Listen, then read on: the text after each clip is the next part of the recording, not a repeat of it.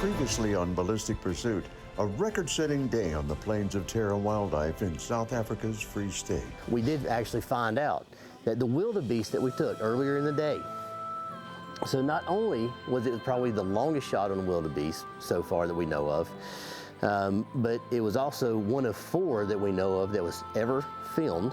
It was also big enough at 29 inches to make the Roland Ward record book. And an answered prayer at a local church as the Ballistic Pursuit crew share the harvest and the congregation continues to cling to hope for another blessing to help with their mission. We are praying that one day, God will bring us that miracle, because we really do need it deeply here.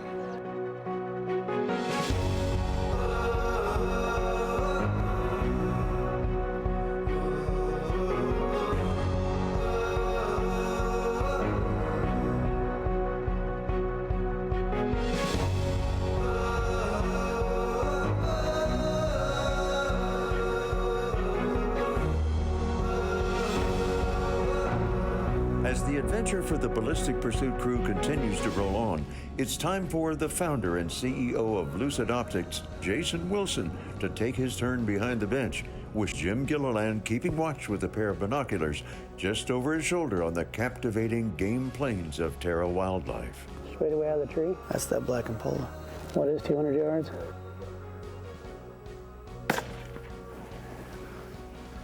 Might be a little back.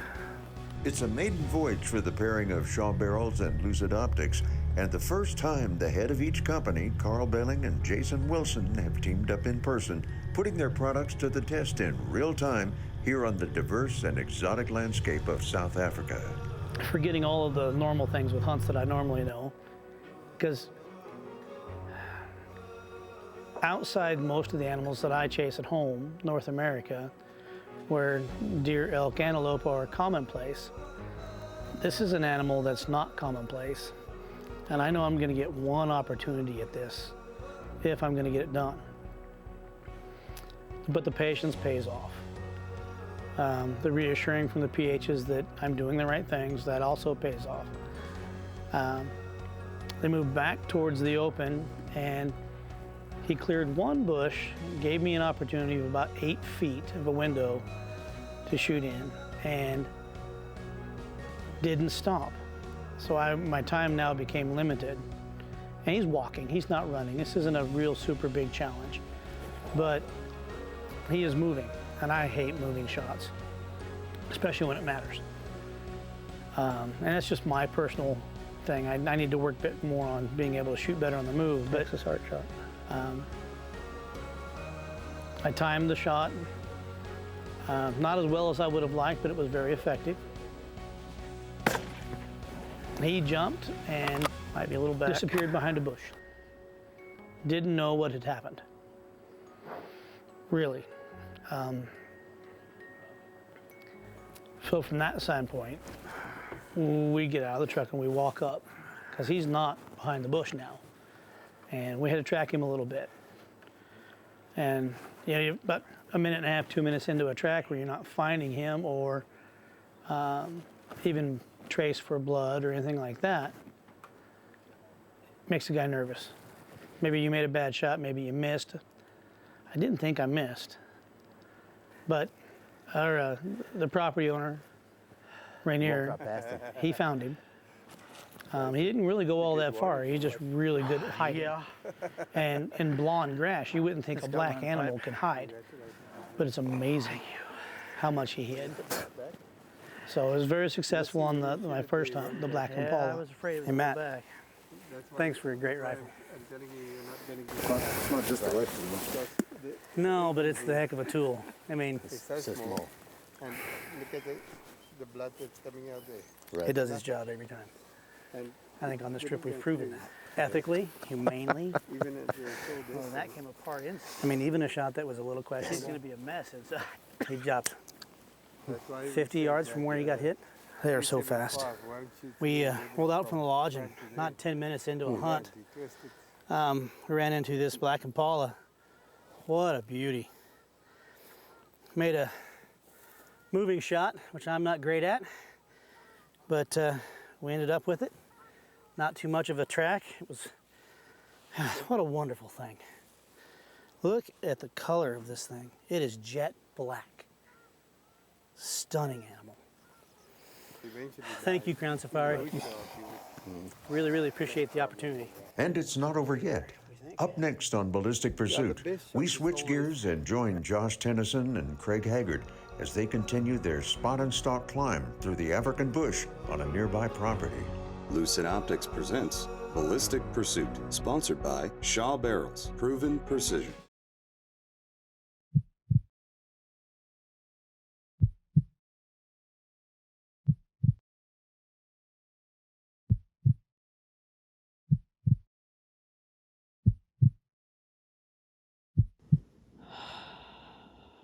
Send it.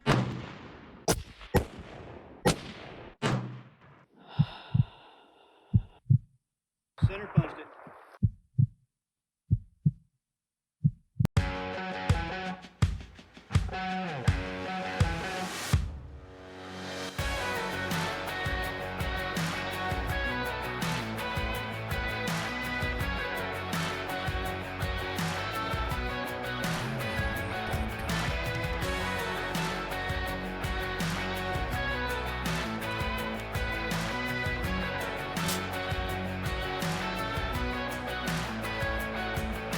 The Ballistic Pursuit crew have split up on this day. What you seeing right there?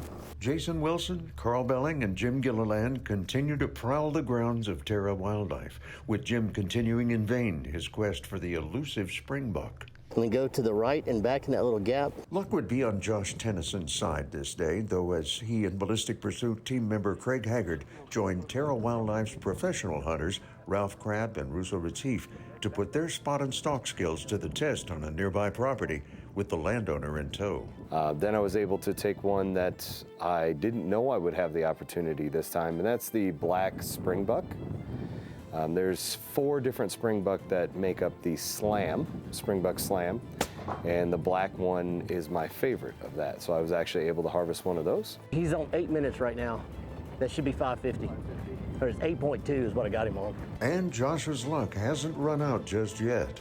The kudu is known as the ghost of Africa, right? Because it can appear and disappear in a blink of an eye. I mean, it's something that some guys hunt for a lifetime. And it's some guys can show up, much as today, and they're right where they're told to be. New opportunities continue to unveil themselves here in the bush, including one of South Africa's most sought-after species.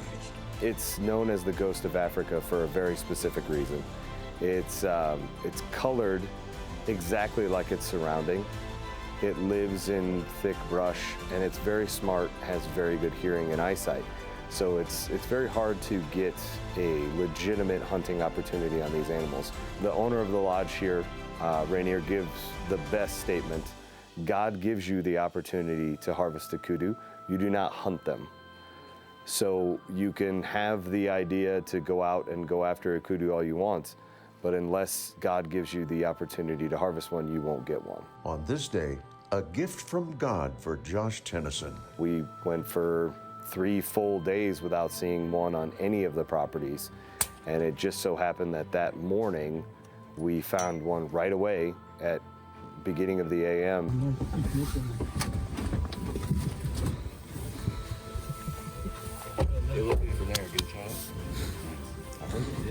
Yep. Nice bull. Look at the ivory tips. Yeah. That's what you want, baby. Bloody. And was able to get a good shot on it. Right? What do you think about that? I've been waiting. And the most special to me was the kudu. I've been waiting for about 6 years to be able to harvest this animal since the second time I came to Africa, and finally got to make it happen. Got a very nice specimen, very special hunt, lots of characteristics to the animal. I'm very, very proud to have been able to take that one. Straight ahead on Ballistic Pursuit. No, he's got his head down eating. Oh. He's grouped up. Will a day filled with ups and downs and close calls pay off for Craig as he stalks a majestic eland? Sponsored by Federal Ammunition, every shot counts, and Shadow 6 Consulting. Perfect your craft. Any hunt, any range.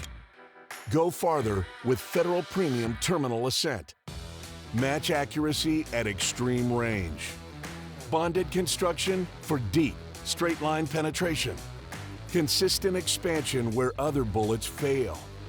It all comes together in the best hunting rifle round ever made, period. Federal Premium Terminal Ascent. No limits. The eland is South Africa's largest antelope. It can weigh in at over 2,000 pounds, but these reclusive animals are managing to steer clear of Craig's scope as he and others continue to spot and stalk the eland. He's walking up now. Do you see the back of his horns are opening up at the back? Josh is working alongside Craig as the rangefinder. You're gonna have to compensate about 6 inches. Yeah, he's busy eating now. Compensate 6 inches right. Why? Wind. And in this area we were on was just, mountain ranges, plains, and miles and miles and miles. And what was great, we had the land manager with us who was driving the vehicle. 354 and closing. 350. They're gonna get closer. Stand by. And he was able to know the land well enough to push stuff around or go, hey, we need to go over that mountain or through that valley. And so for 6 more hours, we'd come over a ridge and then they'd be right there and you would only have a second or two of a shot, then they'd go again. He's 1, 2, 3, 4. From your left, you can see him, Josh. He's like. And so you had this up and down of emotions for the next 5 or 6 hours, and you were excited. And then I didn't get it. Then we're excited and we didn't get it. Then we're, okay, they went that way. We'll go to this side of the mountain and see if we can catch them. And 330 from there, but they're all grouped up. You got no shot. You can see he's like much taller than he's almost dead in the middle. And it was kind of fun. It's, that's hunting and the experiences and the goofy things we were saying to each other. Yeah, it's frustrating, but it's fun at the same time. The roller coaster would continue throughout the evening. The sun's almost going down. We've been chasing this eland for 7 hours, and it started a long distance away. We actually were stalking up over a mountainside, and probably spent, I don't know, an hour or two going up, being quiet, and just seeing if we could see where, because we had seen this herd earlier, and we weren't sure where they were, but thought, hey, we'll get to the top, the high ground, and see if we can see anything. And the land manager, who was great all day, and the PH up on top spotted the animal, so we started stalking and just going slow and around, trying to keep trees between us. Had a really neat experience. There were probably, 10, 15 warthogs that were going around us. We were trying not to spook them, and had some get really close to us. We kind of had to shoo away. And that was a really cool experience, and almost had it, and we're waiting for the good shot, waiting until they'd separate so we wouldn't hit more than one animal, and then either they saw us or smelled us, something spooked them, and they took off. I thought, oh my gosh. So hiked back down and came up with a plan and thought we would go around and see if we could cut them off. But Craig's patience pays off in the long run. About 5, 6 hours later, and about 35, 40 kilometers of chasing the eland and the herd through just everything from valleys to mountainsides to just everywhere. And every time we'd almost get a shot, the adrenaline was up, and they would take off again, and just over and over. And to be honest with you, it was a great day, but I didn't think we were going to get a shot. And there was wind, so I don't know if they could hear us or not, but they didn't seem to mind. But we couldn't see them, and we had one more big tree that would get us sort of close, and then we came up, we stopped there, and then we just waited. And when we do this, we kind of have a team. I had a really great friend of mine that was ranging and looking at through the binoculars and stuff. And we had the PH, and we had the driver, of course, and they finally came out, and this real big eland, the biggest one, they were walking.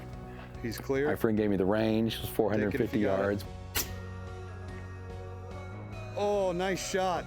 Right in the shoulder. One of my longer shots, but we just had outstanding equipment. Down. I'd never even fired the Shaw rifles, and I'd used Lucid optics before.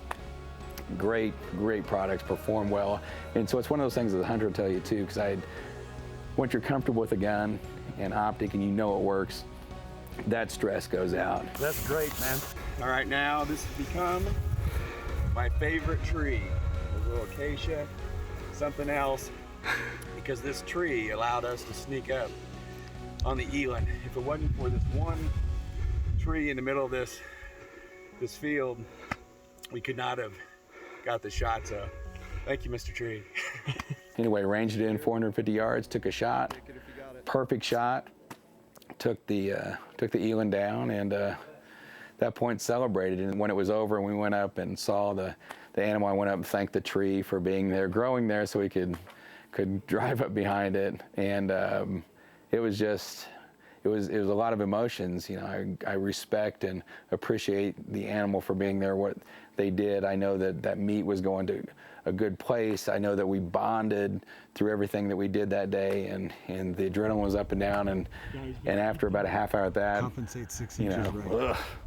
You know, it was like you'd run a marathons, but it was wonderful. It was one of the best hunts. It's a frustrating hunt, but to me that's worth it because it's real hunting, and it's not just going and picking targets out. And had we not actually, I didn't think we were going to get the eland that day, but if we hadn't, whatever. I mean, it would have been still one of the best days of my life. It was my first eland. I've tried to get them before, but they are a very nervous animal, big animal, and they just go, go, go. We had tracked them. I think the driver said we went about 35, 40 kilometers, and I don't think it bothered them at all. But it was my first, and so, yeah, it was a successful day.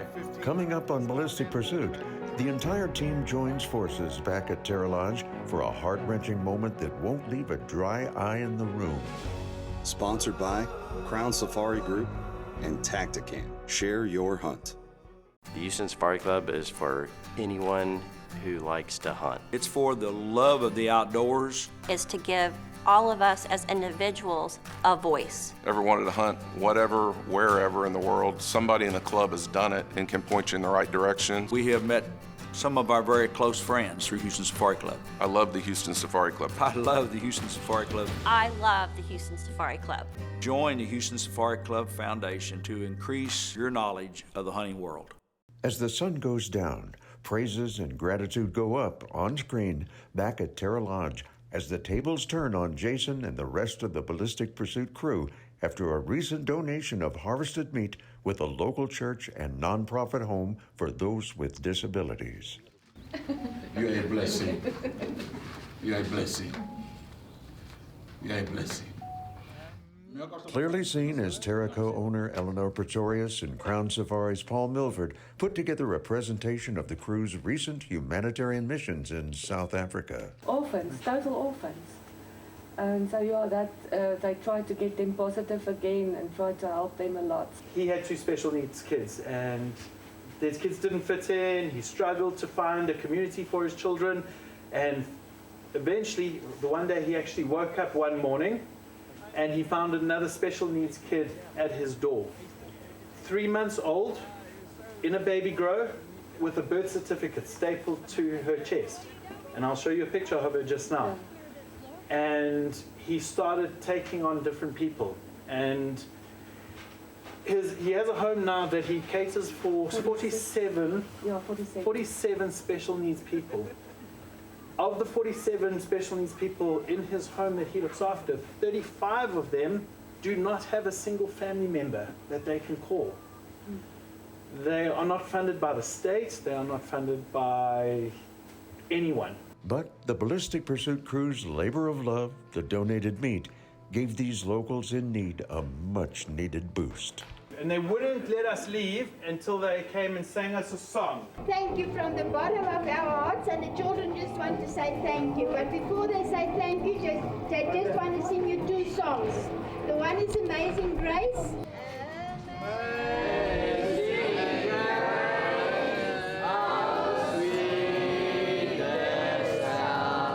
And how sweet the sound, indeed.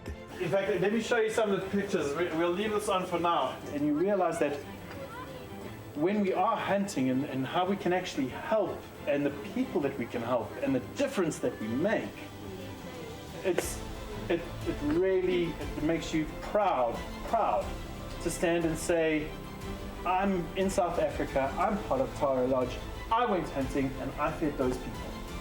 And I can say that with my head held high. And I'll show you some of the other reasons why.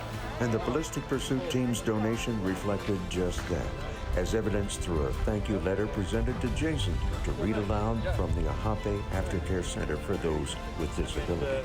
We started a small-scale farm outside town with livestock, mainly pigs, to provide for cheaper meat and to get additional income for the center. Medicine, clothing, bedding must be provided by the parents, but the welfare residents don't have anybody to rely on except sponsors. Thus, the governing body has to look for additional funds outside their sphere of income. All donations like food, toiletries, and clothes are welcome assistance. They will be appreciated to ensure the shortfall of funds, clothes, toiletries, and the rare birthday present. We're doing a good thing. I got kind of ambushed with the whole thing, because I didn't get to go on the humanitarian side. And so watching the film, the quick cut through of things that they did, yeah, it hits home real fast that hunting's recreation and fun and has a sustainable use. But being able to help that cause, being able to be part of making someone's life a little bit better, that's the story. You know, it's worth it. It's a journey, right? And so it's not like going and driving down the street or driving a state over. I mean, it is a journey to get here, and it was worth every bit. And you don't have to come down here and hunt. And it's even just to come down here and do the game drives. It's so cool. I've traveled the world, I've lived around the world, and I think it's important. And then you start to meet other people and realize how small the world really is. Coming up on the next episode of Ballistic Pursuit, the crew lends a helping hand with some indigenous animals that plague the crops and resources of local farmers.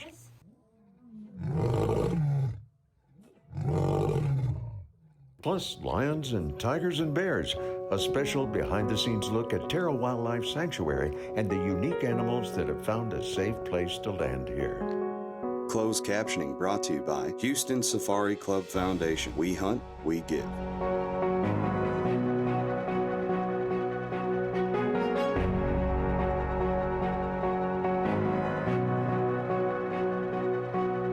The special needs orphanage was Ahape. Again, I hope I pronounced that right. Incredible facility with incredible people. Any little bit helps.